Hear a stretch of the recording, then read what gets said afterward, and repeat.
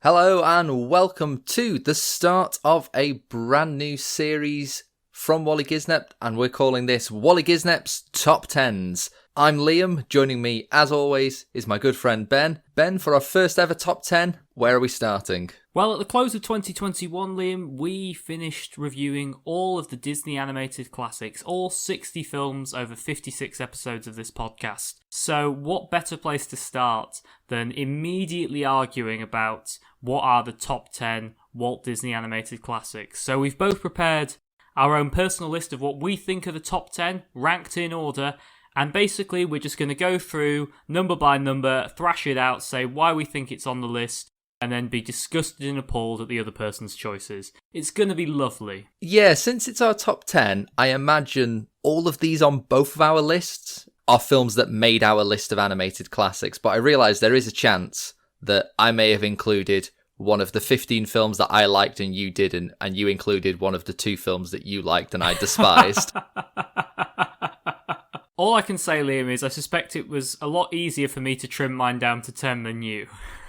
Oh, yeah, I wrote this list originally about 3 years ago, and when I came to writing it again, it changed, and over the last week, I've been making revisions to it. Things have been moving around. Something's left the top 10, and something else has came in at the last minute, so yeah, this was quite a tough list to make, actually. So, if you're listening along, we very much encourage you to reflect on what your own top 10 is. Obviously, feel free to bung it in the comments below. I've always liked the idea of creating a website that tracks how people rank all 60 of these films to get a aggregate total of what the true overall population of this planet's views are on where these films should be ranked. That said, for me, it wasn't too bad. I think there were 3 I locked in as the top 3 and the order of them straight away. Then there were 5 films which I knew were going to be in the top 10, but I didn't know the order. And then there were another 7 films that I was like, it's 2 of these, but I don't know which ones. So let's jump right in then with a film that I,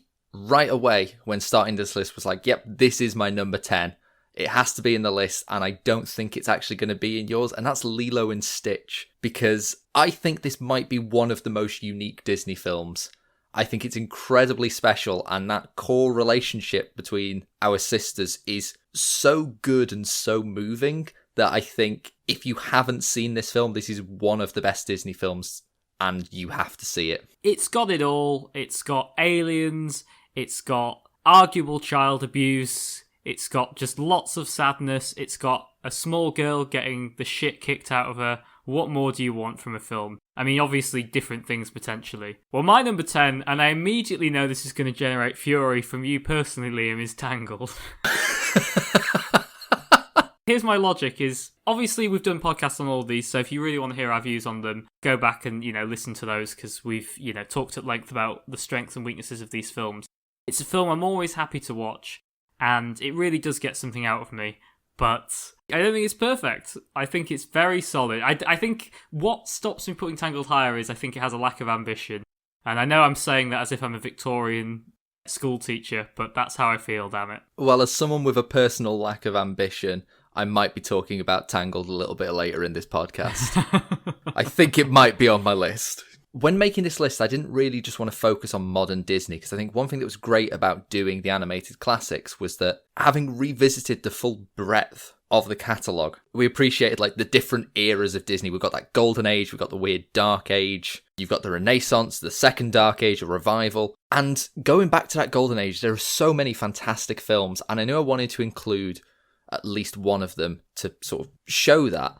And there was a couple of options, like Bambi I don't really like. I know a lot of people love it, but it's not something that I get anything from, mainly because I saw it after The Lion King, so how can you get anything from Bambi after that? And it came to a couple of options. I think Fantasia would have been on my list if it wasn't for The Rights of Life, just that extended 25-minute section with dinosaurs. I think that's the one sequence stopping Fantasia from being something really special and unique, so actually it just doesn't make my top 10 at all. Oh, that's my favourite part of Fantasia. Really, it came down to Dumbo and Pinocchio for me. They're always the classic early Disney films where I'm like, these are great, and I wanted to include one of them, and for me, it has to be Dumbo. I think you said it best in the podcast. It's just a really tight 63 minutes covering the full range of human emotions, and it's absolutely beautiful. So my number 9 is Dumbo.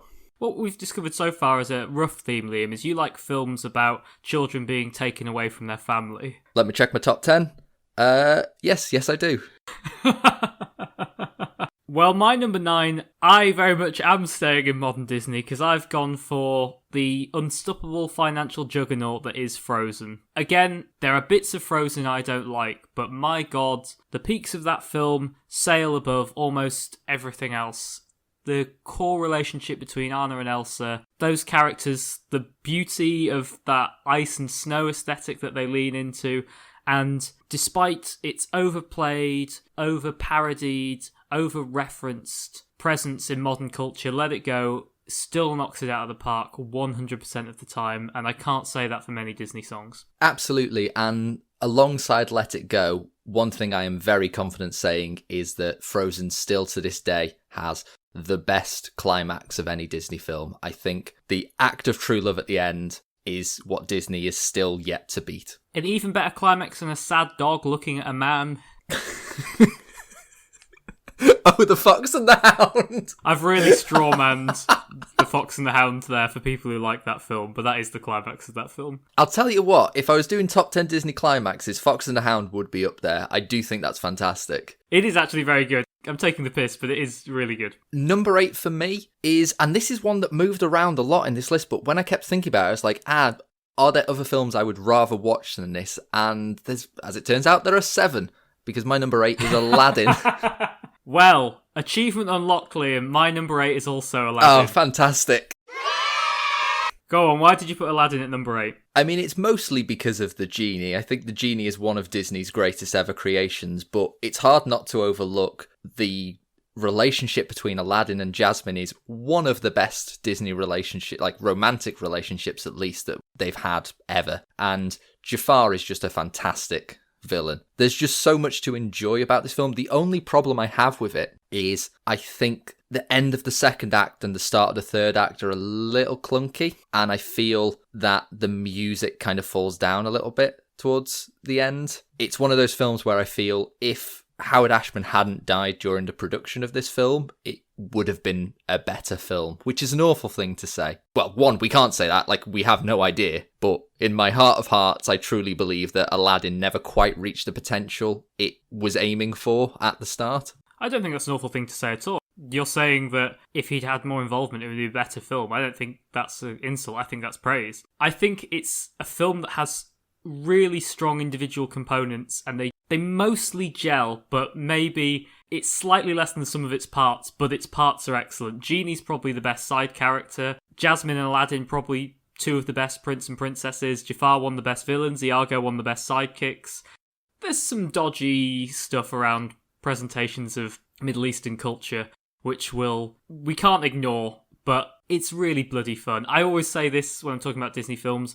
If a Saturday night someone said, "Oh, which Disney film should we watch?" and then someone said Aladdin, my answer would always be, "Yep, I love Aladdin." Number 7 for me, and I tried so hard to push this up one to make it number 6, because it's Big Hero 6. I think I didn't really appreciate this film until our most recent viewing. I think it is arguably my favourite superhero film ever.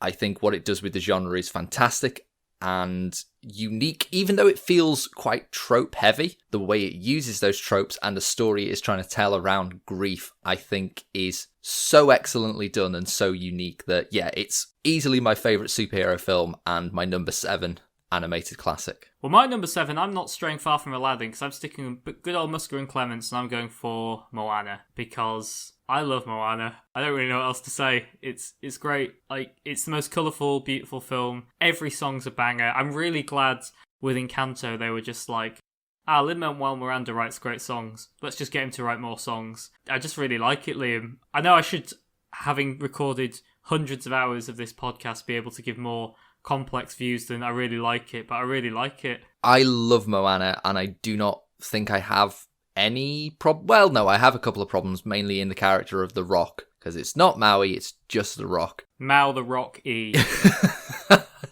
And this was one that just kept getting pushed out of my number 10. This is at my number 11. I really wanted it in there, but I think it's just The character of Maui and a couple of the choices throughout the film just push it out for me, but like everything else about it is amazing. I think it's arguably the strongest modern Disney film, as in within the last 15 years, even though I've put Big Hero 6 higher than it, but we'll ignore that. It certainly confirmed what I've always suspected, which is I couldn't win a fight with a coconut. Though being flawed doesn't mean a film can't make my top 10, as we see with my number 6, which is arguably the most flawed modern Disney film, and that is The Hunchback of Notre Dame.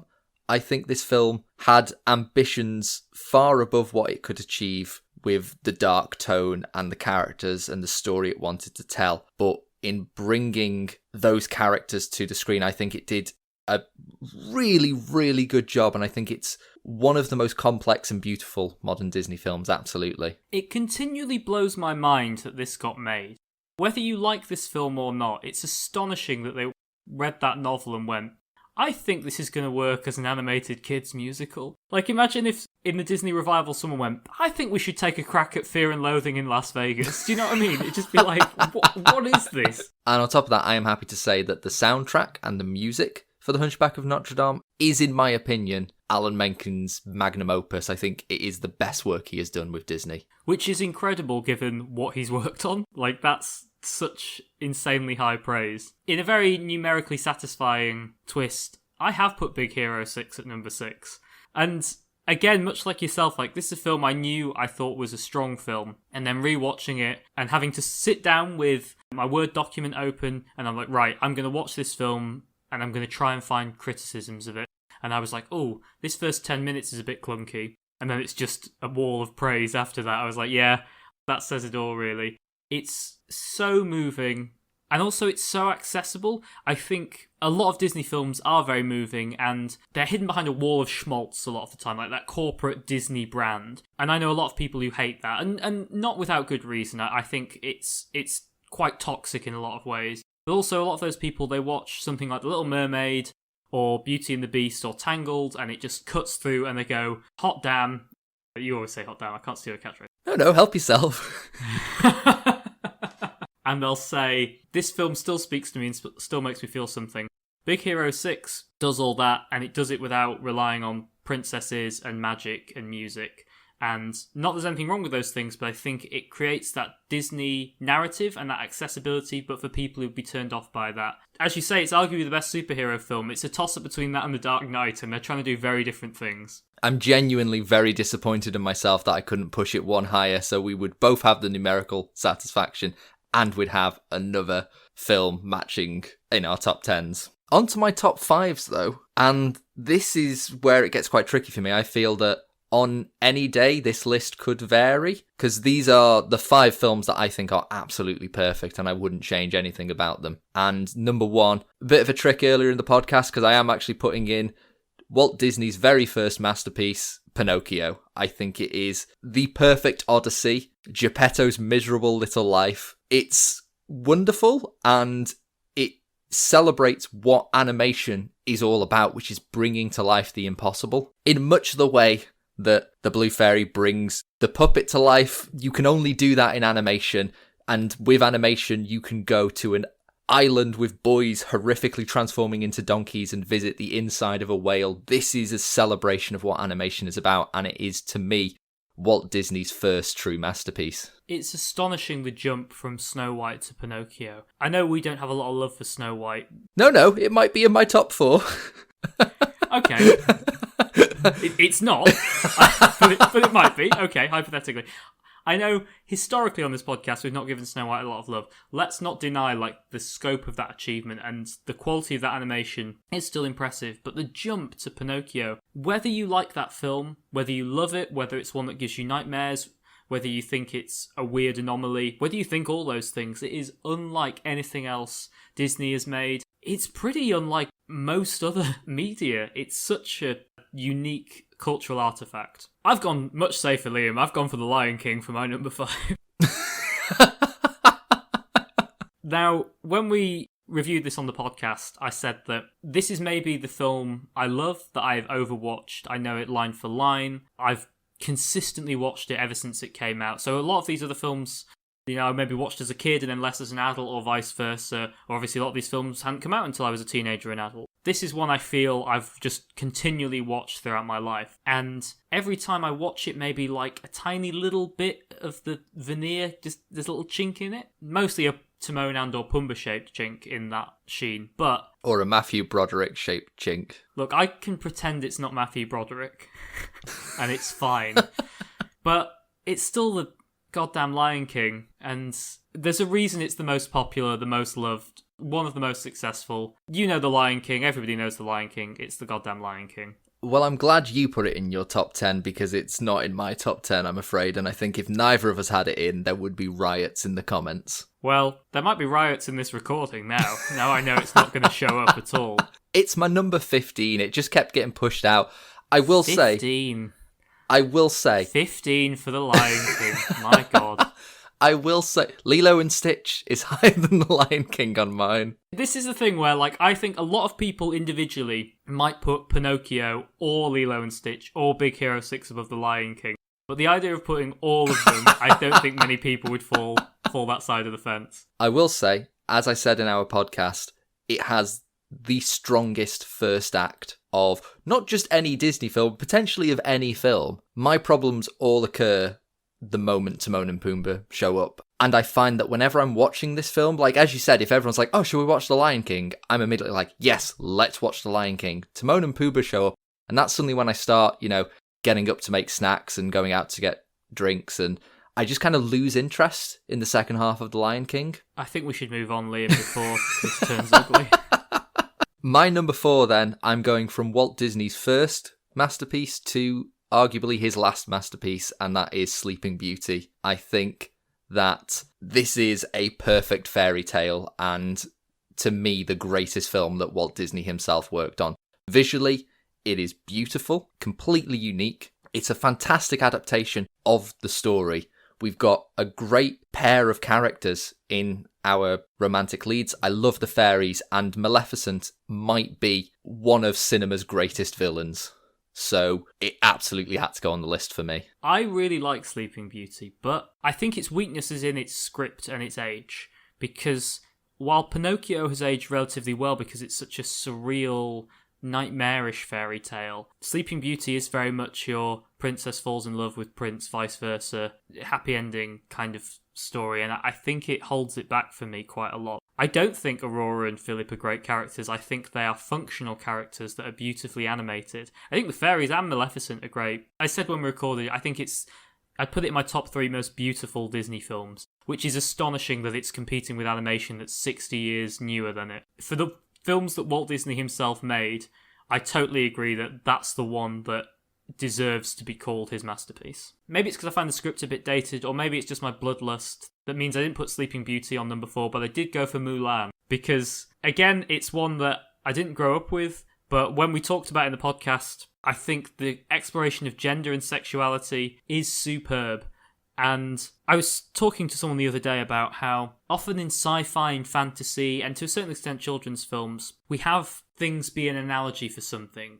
Frozen, ice magic is arguably an analogy for sexuality or other parts of identity. In X-Men, often mutants are seen as an analogy for racial conflicts. Or in sci-fi, sometimes robotics and cyborgs are sometimes seen as analogies for neurodiversity. I don't think Mulan does that. I think Mulan is about what it says it's about. It's about gender, and I think the bravery of doing that is astonishing. It has 2 incredible songs and some other songs in it.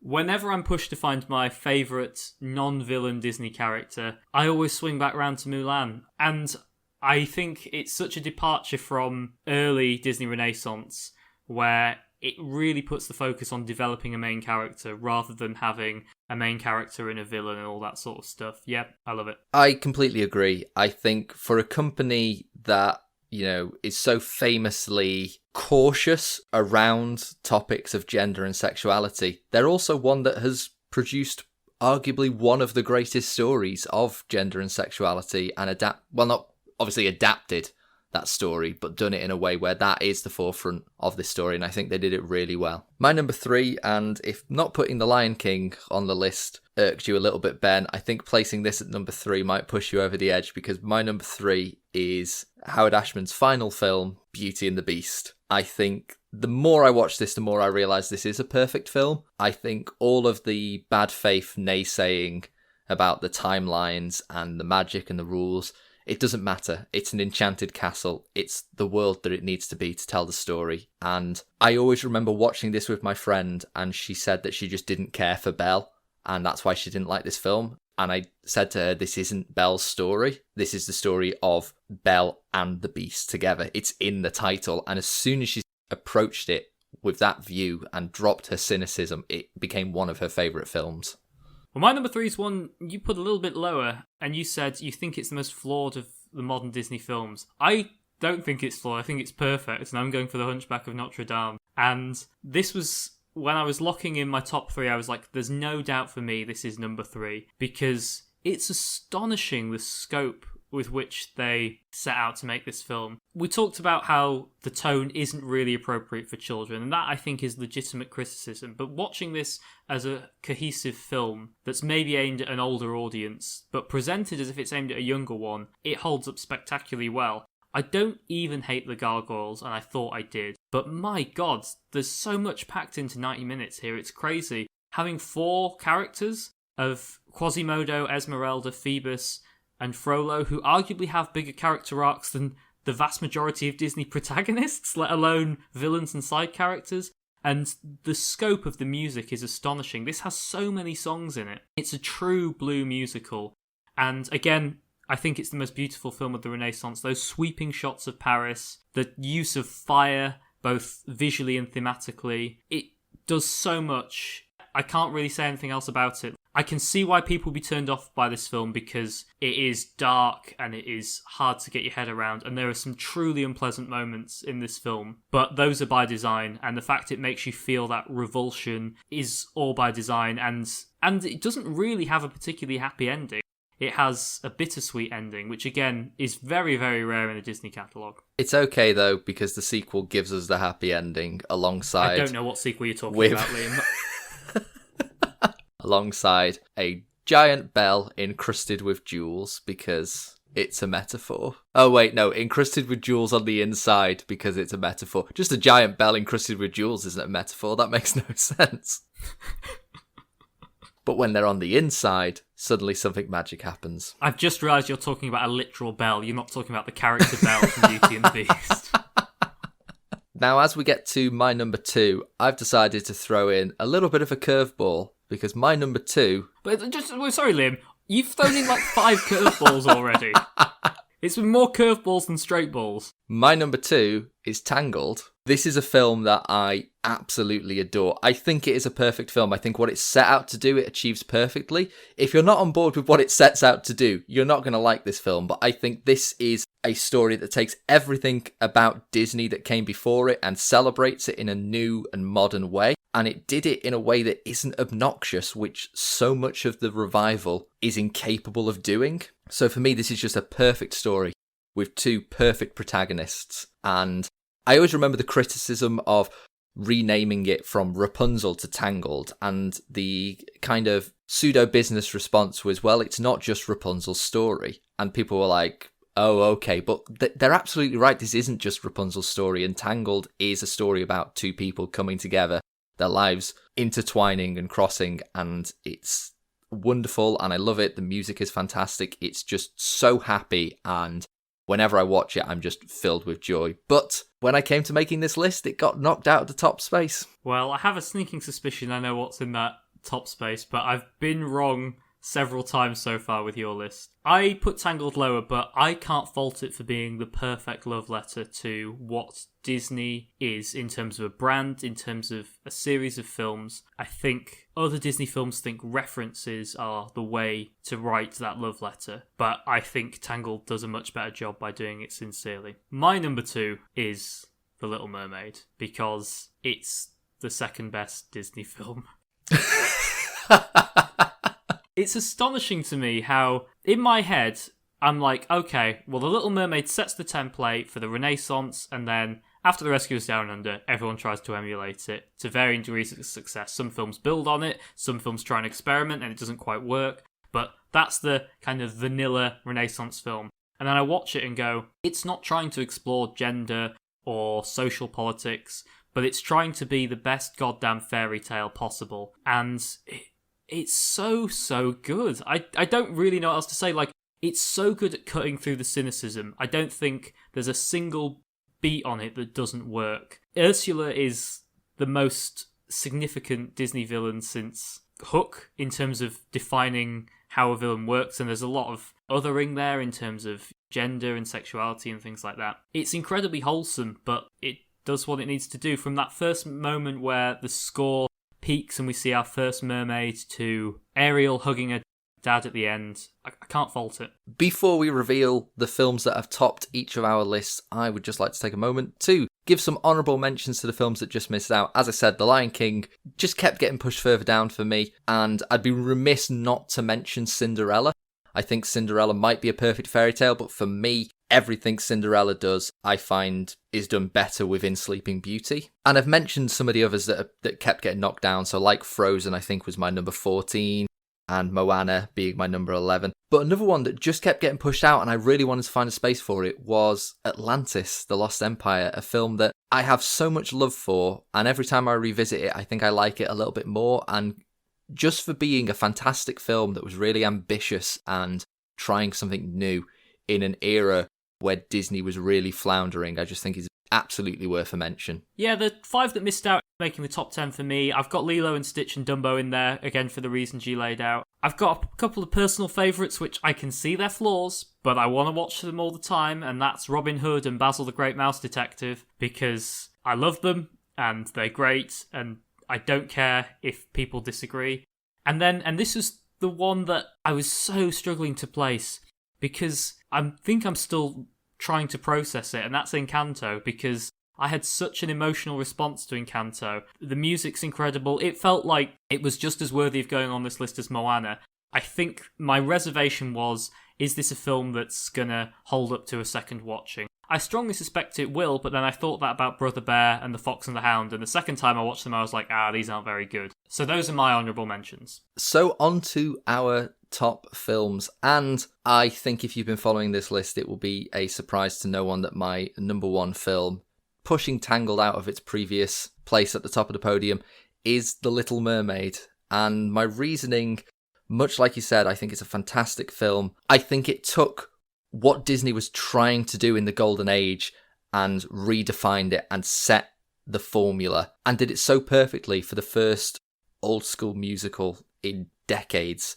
This is obviously the film that gave us Howard Ashman and Alan Menken working with the Disney company, and they brought modern Broadway to Disney, and it's a formula that the company has been trying to replicate ever since. Every film after The Little Mermaid is standing on its shoulders, and to me, what I was thinking about was, if someone has never seen a Disney film, where do you tell them to start? And every time I asked myself that question, the answer was always The Little Mermaid. So that's why it is my number 1 Disney film. I can't fault you for leaning into the magic of Menken and Ashman, and that's why I've gone for Beauty and the Beast as my number 1. I would not fault you at all for going for The Little Mermaid for number 1. As I've just said, I've put it as my number 2. If you've never seen Beauty and the Beast, if you haven't seen it in a few years, or you have vague recollections of it, I urge you to watch it, because it's the film you think it is, and it's still amazing. I think the thing that tipped me over putting it ahead of The Little Mermaid is, I think they've somehow raised the level of the visuals even more. I think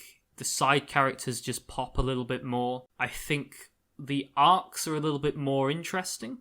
Don't get me wrong, I love Ariel and Eric, but they are very much, they see each other, they fall in love, and that's their story. And their story is just trying to get them together. Triton weirdly has the biggest arc in Little Mermaid. Probably about to say the biggest pecs. He has both. They're not mutually exclusive. But as you say, when you see Beauty and the Beast as a story about both those characters, it just really pops. And I think the last thing that tips it over for me is the use of Gaston, because I've talked about this before, but I think so many attempts have been made to parody the Disney princess formula, and sometimes those are done by Disney itself, and sometimes they're done by other companies, your DreamWorks with Shrek or whatever. And when Disney do it, sometimes it works really well with Tangled, sometimes less so with Enchanted or whatever. But Gaston, he is your Disney prince just seen through a different lens, and that for me is so clever. And it's not done winking at the audience and saying this guy's meant to be the prince, but he's not.